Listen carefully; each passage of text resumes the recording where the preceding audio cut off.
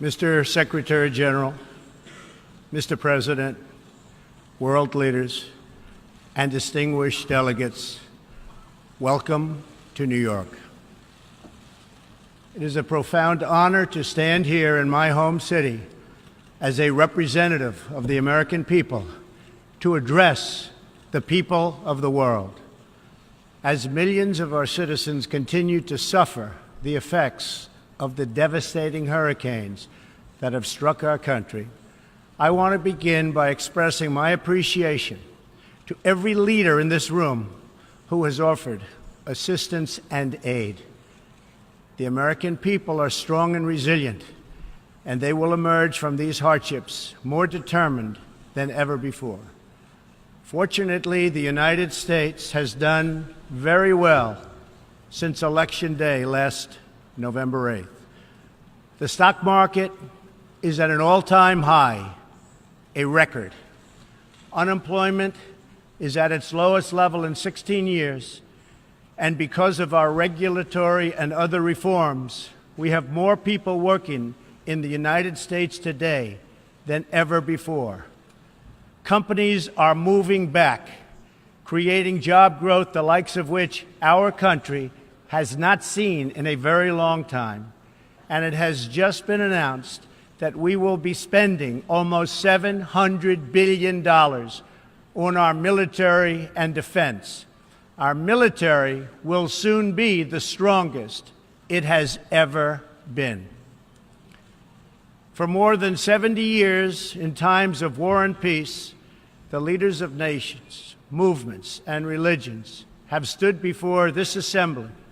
Like them, I intend to address some of the very serious threats before us today, but also the enormous potential waiting to be unleashed.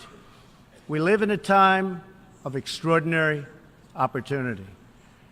Breakthroughs in science, technology, and medicine are curing illnesses and solving problems that prior generations thought impossible to solve. But each day also brings news of growing dangers that threaten everything we cherish and value. Terrorists and extremists have gathered strength and spread to every region of the planet. Rogue regimes represented in this body not only support terrorists, but threaten other nations and their own people with the most destructive weapons known to humanity. Authority and authoritarian powers seek to collapse the values, the systems, and alliances that prevented conflict and tilted the world toward freedom since World War II. International criminal networks traffic drugs, weapons, people, force dislocation and mass migration, threaten our borders, and new forms of aggression exploit technology to menace our citizens. To put it simply, we meet at a time of both immense promise and great peril. It is entirely up to us whether we lift the world to new heights or let it fall into a valley of disrepair. We have it in our power, should we so choose, to lift millions from poverty, to help our citizens realize their dreams, and to ensure that new generations of children are raised free from violence, hatred, and fear. This institution was founded in the aftermath of 2 world wars to help shape this better future. It was based on the vision that diverse nations could cooperate to protect their sovereignty, preserve their security, and promote their prosperity. It was in the same period, exactly 70 years ago, that the United States developed the Marshall Plan to help restore Europe. Those 3 beautiful pillars, they're pillars of peace, sovereignty, security, and prosperity. The Marshall Plan was built on the noble idea that the whole world is safer when nations are strong independent, and free. As President Truman said in his message to Congress at that time, our support of European recovery is in full accord with our support of the United Nations. The success of the United Nations depends upon the independent strength of its members. To overcome the perils of the present and to achieve the promise of the future, we must begin with the wisdom of the past. Our success depends on a coalition of strong and independent nations that embrace their sovereignty to promote security, prosperity, and peace for themselves and for the world. We do not expect diverse countries to share the same cultures, traditions, or even systems of government, but we do expect all nations to uphold these two core sovereign duties: to respect the interests of their own people and the rights of every other sovereign nation. This is the beautiful vision of this institution, and this is the foundation for cooperation and success. Strong sovereign nations let diverse countries with different values, different cultures, and different dreams not just coexist, but work side by side on the basis of mutual respect. Strong sovereign nations let their people take ownership of the future and control their own destiny. And strong sovereign nations allow individuals to flourish in the fullness of the life intended by God. In America, we do not seek to impose our way of life on anyone, but rather to let it shine as an example for everyone to watch. This week gives our country a special reason to take pride in that example. We are celebrating the 230th anniversary of our beloved Constitution, the oldest Constitution still in use in the world today. This timeless document has been the foundation of peace, prosperity, and freedom for the Americans and for countless millions around the globe whose own countries have found inspiration in its respect for human nature, human dignity, and the rule of law. The greatest in the United States Constitution is its first three beautiful words. They are, "We the people." Generations of Americans have sacrificed to maintain the promise of those words, the promise of our country and of our great history. In America, the people govern, the people rule, and the people are sovereign. I was elected not to take power, but to give power to the American people where it belongs. In foreign affairs, we are renewing this founding principle of sovereignty. Our government's first duty is to its people, to our citizens, to serve their needs, to ensure their safety, to preserve their rights, and to defend their values. As President of the United States, I will always put America first, just like you, as the leaders of your countries, will always and should always put your countries first.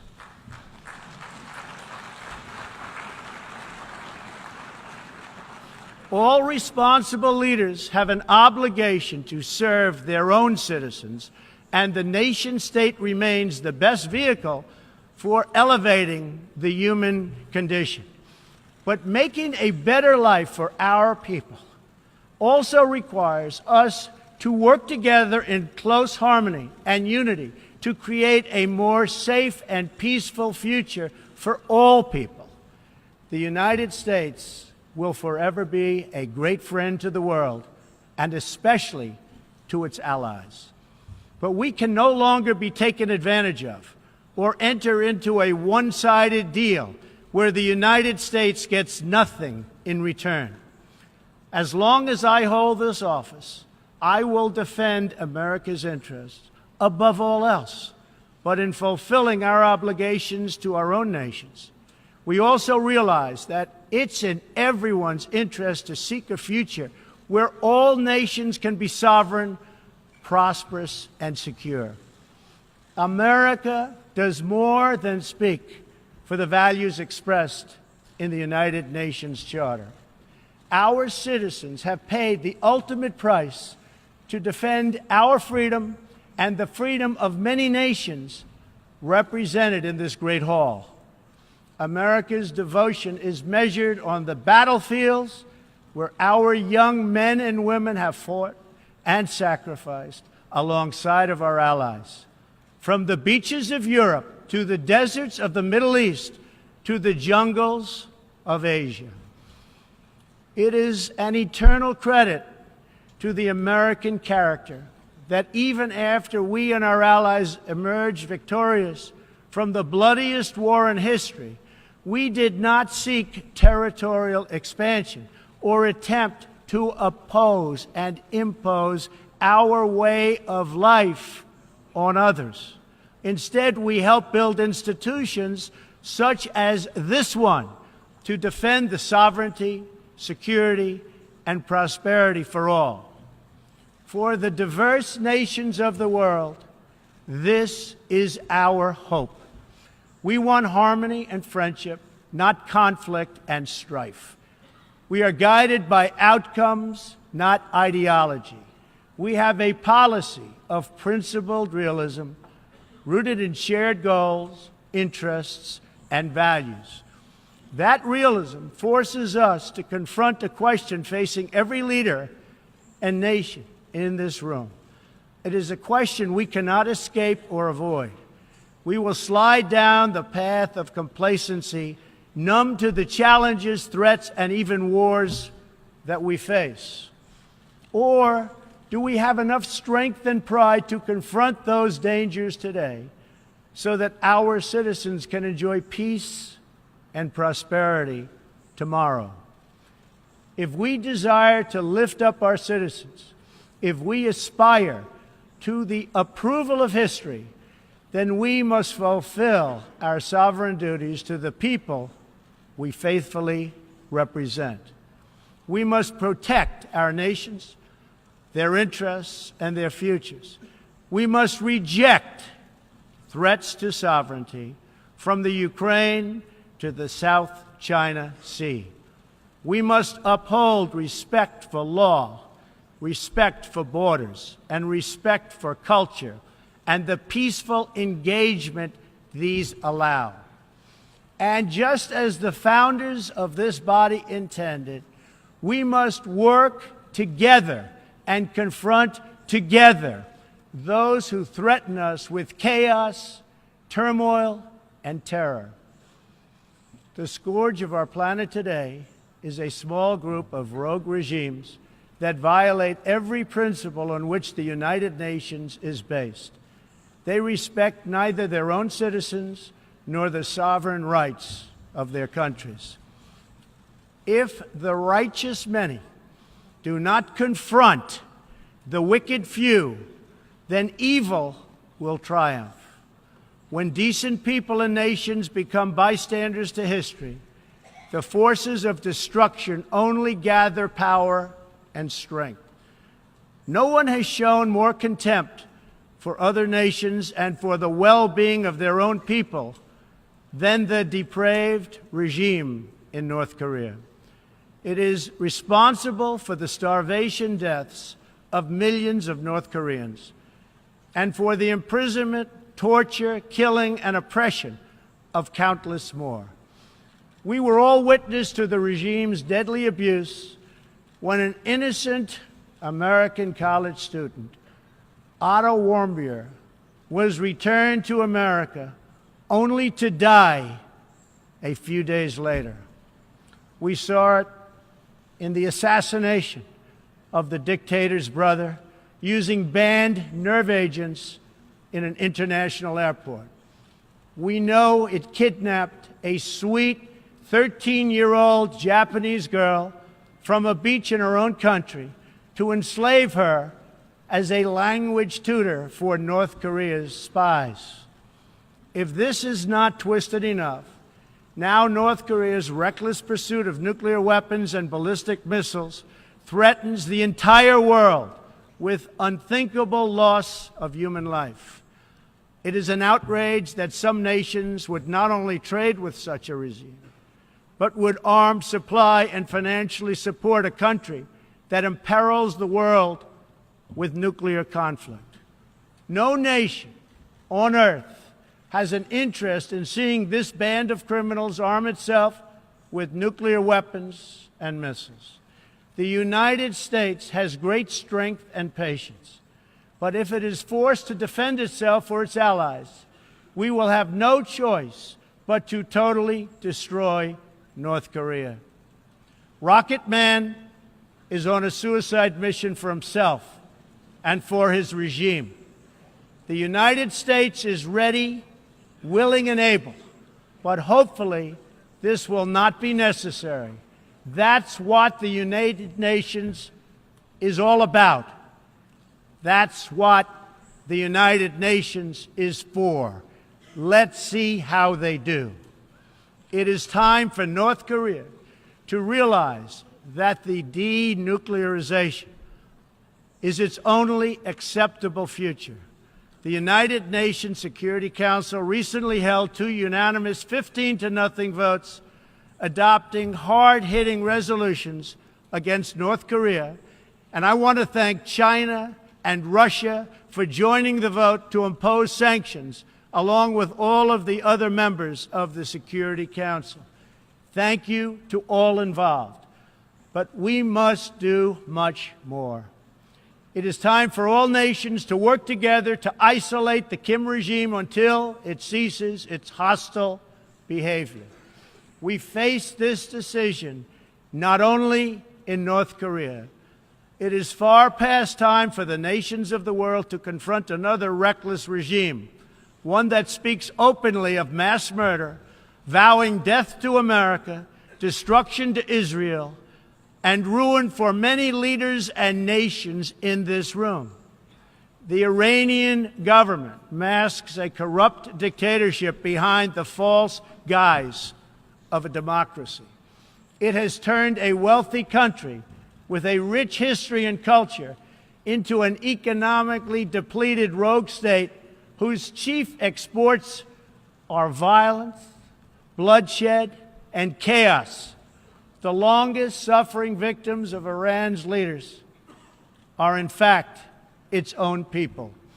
Rather than use its resources to improve Iranian lives, its oil profits go to fund Hezbollah and other terrorists that kill innocent Muslims and attack their peaceful Arab and Israeli neighbors. This wealth, which rightly belongs to Iran's people, also goes to shore up Bashar al-Assad's dictatorship, fuel Yemen's civil war, and undermine peace throughout the entire Middle East.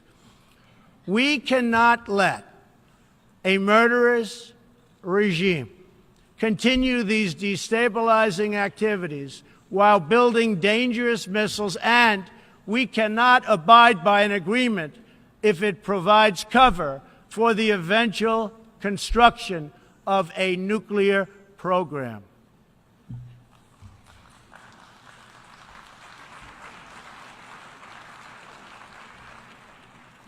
The Iran deal was one of the worst and most one-sided transactions the United States has ever entered into. Frankly, that deal is an embarrassment to the United States, and I don't think you've heard the last of it, believe me. It is time for the entire world to join us in demanding that Iran's government end its pursuit of death and destruction. It is time for the regime to free all Americans and citizens of other nations that they have unjustly detained. And above all, Iran's government must stop supporting terrorists, begin serving its own people, and respect the sovereign rights of its neighbors. The entire world understands that the good people of Iran want change. And other than the vast military power of the United States, that Iran's people are what their leaders fear the most. This is what causes the regime to restrict internet access, tear down satellite dishes, shoot unarmed student protesters, and imprison political reformers. Oppressive regimes cannot endure forever, and the day will come when the people will face a choice. Will they continue down the path of poverty, bloodshed, and terror, or will the Iranian people return to the nation's proud roots as a center of civilization, culture, and wealth, where their people can be happy and prosperous once again? The Iranian regime's support for terror is in stark contrast to the recent commitments of many of its neighbors to fight terrorism and halt its financing. In Saudi Arabia early last year, I was greatly honored to address the leaders of more than 50 Arab and Muslim nations. We agreed that all responsible nations must work together to confront terrorists and the Islamic extremism that inspires them. We will stop radical Islamic terrorism because we cannot allow it to tear up our nation and indeed to tear up the entire world. We must deny the terrorists safe haven, transit, funding, and any form of support for their vile and sinister ideology. We must drive them out of our nations.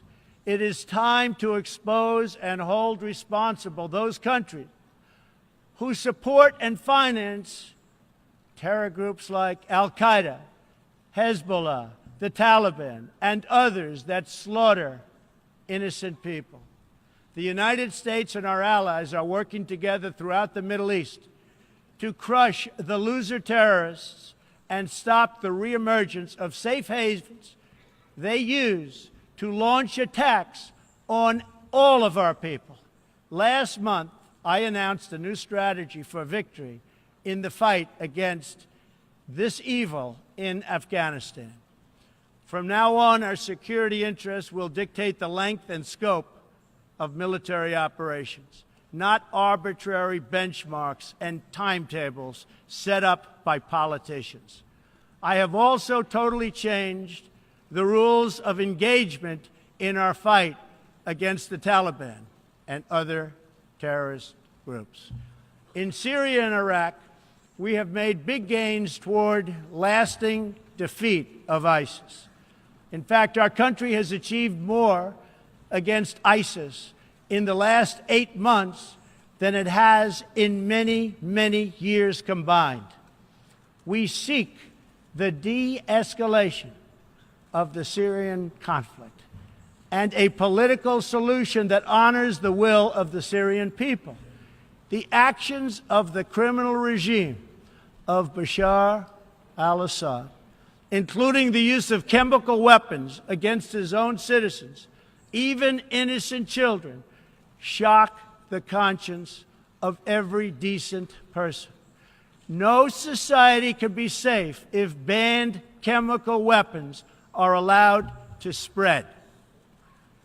That is why the United States carried out a missile strike on the airbase that launched the attack.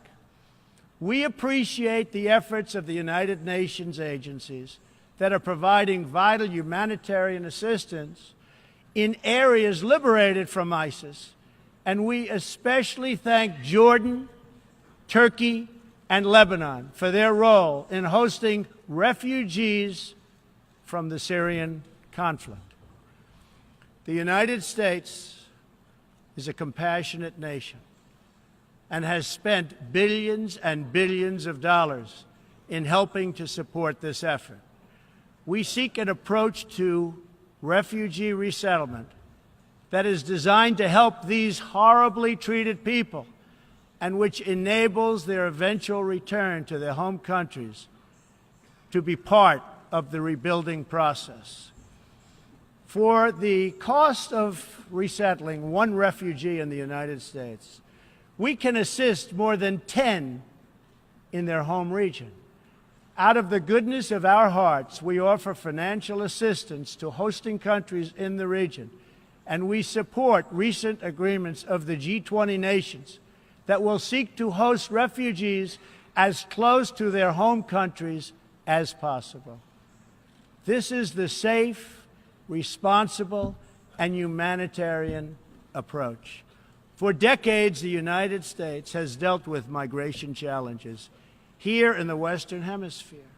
We have learned that over the long term, uncontrolled migration is deeply unfair to both the sending and the receiving countries. For the sending countries, it reduces domestic pressure to pursue needed political and economic reform and drains them of the human capital necessary to motivate and implement those reforms. For the receiving countries, the substantial costs of uncontrolled migration are borne overwhelmingly by low-income citizens whose concerns are often ignored by both media and government. I want to salute the work of the United Nations in seeking to address the problems that cause people to flee from their homes. The United Nations and African Union led peacekeeping missions to have invaluable contributions in stabilizing conflicts in Africa. The United States continues to lead the world in humanitarian assistance, including famine prevention and relief in South Sudan, Somalia, and northern Nigeria and Yemen. We have invested in better health and opportunity all over the world through programs like PEPFAR, which funds AIDS relief, the President's Malaria Initiative, the Global Health Security Agenda, the Global Fund to End Modern Slavery, and the Woman Entrepreneurs Finance Initiative, part of our commitment to empowering women all across the globe. We also thank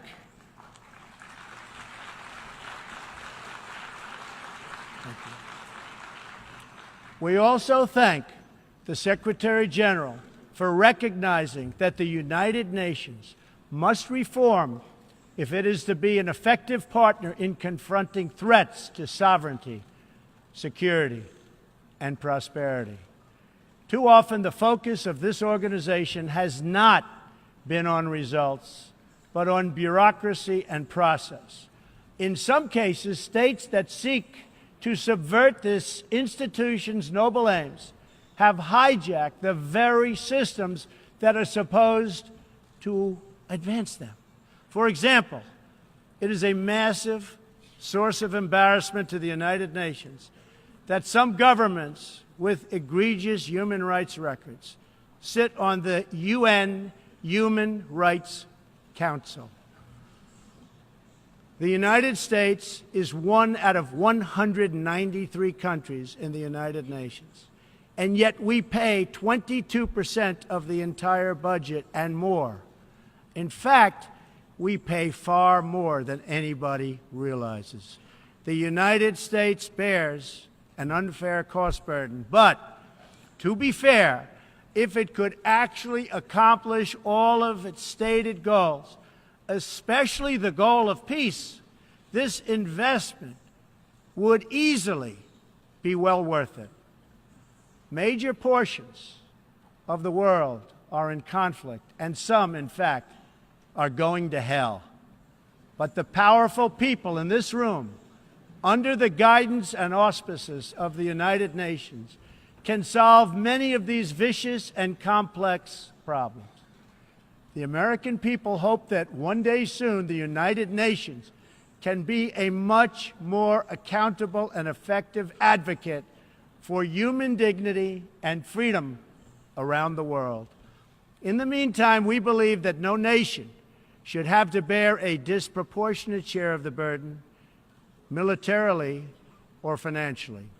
Nations of the world must take a greater role in promoting secure and prosperous societies in their own regions. That is why in the Western Hemisphere, the United States has stood against the corrupt, destabilizing regime in Cuba and embraced the enduring dream of the Cuban people to live in freedom.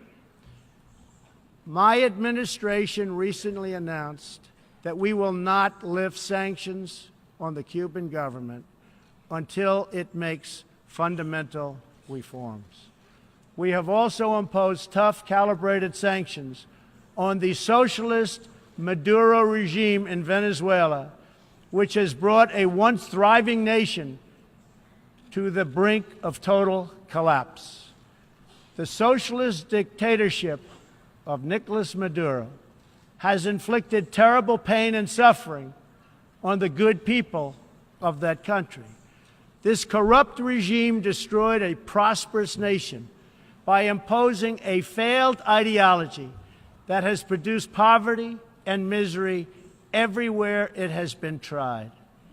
To make matters worse, Maduro has defied his own people, stealing power from their elected representatives to preserve his disastrous rule. The Venezuelan people are starving, and their country is collapsing. Their democratic institutions are being destroyed. This situation is completely unacceptable, and we cannot stand by and watch. As a responsible neighbor and friend, we and all others have a goal. That goal is to help them regain their freedom, recover their country, and restore their democracy. I would like to thank leaders in this room for condemning the regime and providing vital support to the Venezuelan people. The United States has taken important steps to hold the regime accountable. We are prepared to take further action if the government of Venezuela persists on its path to impose authoritarian rule on the Venezuelan people. We are fortunate to have incredibly strong and healthy trade relationships with many of the Latin American countries gathered here today. Our economic bond forms a critical foundation for advancing peace and prosperity for all of our people and all of our neighbors. I ask every country represented here today to be prepared to do more to address this very real crisis. We call for the full restoration of democracy and political freedoms in Venezuela.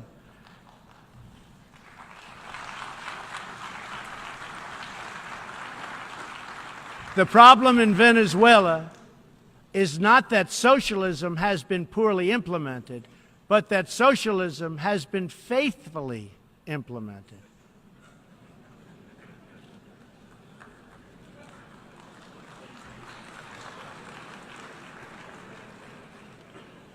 From the Soviet Union to Cuba to Venezuela, wherever true socialism or communism has been adopted, it has delivered anguish and devastation and failure.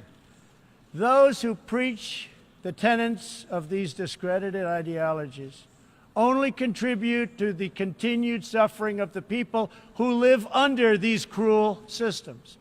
America stands with every person living under a brutal regime. Our respect for sovereignty is also a call for action. All people deserve a government that cares for their safety, their interests, and their well-being, including their prosperity. In America, we seek stronger ties of business and trade with all nations of goodwill. But this trade must be fair and it must be reciprocal. For too long, the American people were told that mammoth multinational trade deals, unaccountable international tribunals, and powerful global bureaucracies were the best way to promote their success. But as those promises flowed, millions of jobs vanished and thousands of factories disappeared. Others gamed the system and broke the rules. And our great middle class, once the bedrock of American prosperity, was forgotten and left behind. But they are forgotten no more, and they will never be forgotten again. While America will pursue cooperation and commerce with other nations, we are renewing our commitment to the first duty of every government, the duty of our citizens. This bond is the source of America's strength and that of every responsible nation represented here today. If this organization is to have any hope of successfully confronting the challenges before us, it will depend, as President Truman said some 70 years ago, on the independent strength of its members. If we are to embrace the opportunities of the future and overcome the present dangers together, there can be no substitute for strong, sovereign, and independent nations. Nations that are rooted in their histories and invested in their destinies. Nations that seek allies to befriend, not enemies to conquer. And most important of all, nations that are home to patriots, to men and women who are willing to sacrifice for their countries, their fellow citizens, and for all that is best in the human spirit. In remembering the great victory that led to this body's founding, we must never forget that those heroes who fought against evil also fought for the nations that they loved. Patriotism led the Poles to die to save Poland, the French to fight for a free France, and the Brits to stand strong for Britain. Today, if we do not invest ourselves, our hearts, and our minds in our nations, if we will not build strong families, safe communities, and healthy societies for ourselves, no one can do it for us. We cannot wait for someone else, for faraway countries or far-off bureaucracies. We can't do it. We must solve our problems to build our prosperity, to secure our future, or we will build vulnerable to decay, domination, and defeat. The true question for the United Nations today, for people all over the world who hope for better lives for themselves and their children, is a basic one. Are we still patriots? Do we love our nations enough to protect their sovereignty and to take ownership of their futures? Do we revere them enough to defend their interests, preserve their cultures, and ensure a peaceful world for their citizens? One of the greatest American patriots, John Adams, wrote that the American Revolution was effected before the war commenced. The revolution was in the minds and hearts of the people. That was the moment when America awoke, when we looked around and understood that we were a nation. We realized who we were, what we valued, and what we would give our lives to defend.